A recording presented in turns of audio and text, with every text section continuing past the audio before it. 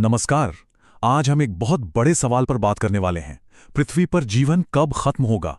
ये एक ऐसा सवाल है जो हमें हमारे ग्रह, हमारे सूरज और यहां तक कि पूरे ब्रह्मांड के अंतिम सफर पर ले जाता है। तो चलिए इस सवाल में जरा और गहराई से उतरते हैं। देखिए, बात सिर्फ अरबों साल बाद सूरज के एक विशाल लाल तारे में बदलने की नहीं है। सवाल ये है कि वो ठीक कौन सा पल होगा जब पृथ्वी पर जीवन हमेशा के लिए असंभव हो जाएगा। और इसका जवाब शायद आपको हैरान कर दे। ये सब सूरज के खत्म होने से बहुत बहुत पहले ही शुरू हो जाएगा। तो 50 करोड़ साल ही क्यों? क्योंकि पृथ्वी का अंत किसी अचानक धमाके से नहीं होगा। नहीं, ये एक धीमी लेकिन लगातार बढ़ती हुई गर्मी की वजह से होगा। असल में ये हर तारे की कहानी का एक हिस्सा है। जैसे जैसे तारे बूढ़े होते हैं, उनकी चमक और गर्मी दोनों बढ़ती जाती हैं। और ये एक चेन रिएक्शन की तरह है जो धीरे धीरे पृथ्वी को रहने लायक नहीं छोड़ेगा। इसकी शुरुआत होगी फोटोसिंथेसिस के फेल होने से, जो हमारे जीवन का आधार है, और इसका अंत होगा उबलते हुए महासागरों के साथ। और एक बार जब पृथ्वी पूरी तरह से निर्जन हो जाएगी, उसके बाद हमारा सूर्य अपने जीवन के सबसे बड़े और कह सकते हैं नाटकीय बदलाव से गुजरेगा। तो होता क्या है कि तारे के केंद्र का हाइड्रोजन ईंधन खत्म हो जाता है। ये फैलाव किसी नई शुरुआत का संकेत नहीं है, बल्कि ये तो अंत की शुरुआत है, जो तारे के बिल्कुल अंदरूनी हिस्से में हो रहे बदलावों की वजह से होता है। और जैसे जैसे हमारा सूरज फैलेगा, वो अपने सबसे करीबी ग्रहों बुध और शुक्र को निगल लेगा। पर पृथ्वी का क्या होगा? वैज्ञानिकों को भी ठीक ठीक नहीं पता। हो सकता है ये भी सूरज में समा जाए, या फिर बस हमेशा के लिए झुलस कर रह जाए। लेकिन सवाल ये उठता है कि हमें ये सब पता कैसे है? ये असल में एक पहेली की तरह है, जिसे एस्ट्रोनॉमी, फिजिक्स और जियोलॉजी के टुकड़ों को जोड़कर सुलझाया गया है। और इन सब से यही पता चलता है कि हमारे सूरज के पास अभी करीब 5 अरब साल और बाकी हैं। तो जब अंत का समय पता हो, तो ये सोचना बिल्कुल स्वाभाविक है कि क्या भविष्य की कोई सभ्यता इससे बचने का कोई रास्ता निकाल सकती है।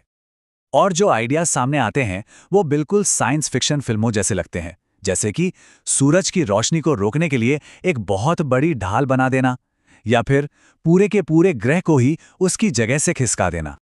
हाँ, पर इन बड़ी बड़ी योजनाओं के बीच आज की हकीकत को देखते हुए लोग कुछ ऐसा भी सोचते हैं जो शायद ज्यादा सच के करीब है। लेकिन यहाँ एक और दिलचस्प बात है। सोचिए, इस संकट का सामना करने वाले लोग हम नहीं होंगे। 50 करोड़ साल में जीवन इतना बदल चुका होगा कि वो हमसे उतने ही अलग होंगे जितने हम किसी पहली मछली से हैं। चलिए अब थोड़ा और भी बड़ा सोचते हैं। सिर्फ पृथ्वी या सूरज नहीं, पूरे ब्रह्मांड का आखिरकार क्या होगा?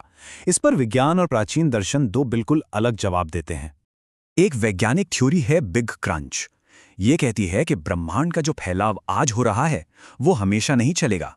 एक दिन ये रुकेगा और फिर सब कुछ वापस से उड़ने लगेगा। ये थ्योरी तो अंत के लिए एक पूरी टाइमलाइन भी देती है, मतलब एक ऐसा ब्रह्मांडीय अंत जो हर चीज को मिटा देगा हमेशा के लिए। वहीं दूसरी तरफ हिंदू दर्शन में प्रलय की बात की गई है। यहां विनाश को अंत नहीं माना जाता, बल्कि ये एक कभी न खत्म होने वाले चक्र का जरूरी हिस्सा है। मतलब प्रलय के बाद फिर से एक नई शुरुआत होगी। और यहीं पर इन दोनों नजरियों का सबसे बड़ा फर्क सामने आता है। क्या किसी भी चीज का अंत सच में आखिरी होता है? तो देखिए, एक तरफ है बिग क्रंच, एक सीधी सड़क जिसका एक तय अंत है, और दूसरी तरफ है प्रलय, जो मौत और पुनर्जन्म का एक अंतहीन पहिया है जो हमेशा घूमता रहता है। इस नजरिए से देखें तो हमारा भौतिक सूरज तो खत्म हो सकता है, लेकिन सूर्य का सिद्धांत यानी ऊर्जा और जीवन के देवता वो हमेशा रहते हैं और हर नए चक्र में फिर से सामने आते हैं। तो हम एक आखिरी सवाल के साथ रह जाते हैं जो सोचने पर मजबूर कर देता है। अगर हमारा ये ब्रह्मांड ऐसे कई और ब्रह्मांडों में से सिर्फ एक है, तो क्या किसी भी चीज का अंत वाकई में अंतिम हो सकता है?